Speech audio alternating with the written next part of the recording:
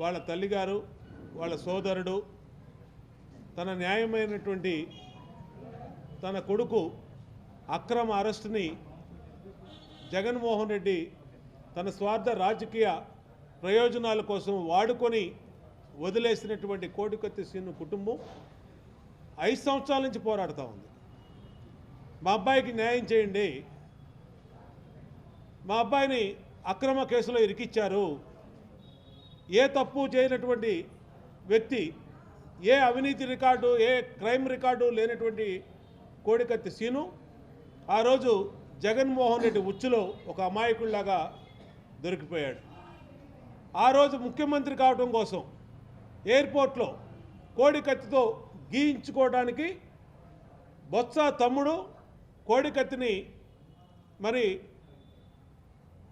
సీనుకిచ్చి చిన్న గీత పెట్టించుకొని కనీసం 1 గంట సేపు కూడా ఆగాల్సినటువంటి పరిస్థితి లేనటువంటి ఒక చిన్న గాయాన్ని అడ్డు పెట్టుకొని 5.5 సంవత్సరాల నుంచి కోడికత్తి సీను జైల్లో ఉండటం దుర్మార్గమైన విషయం.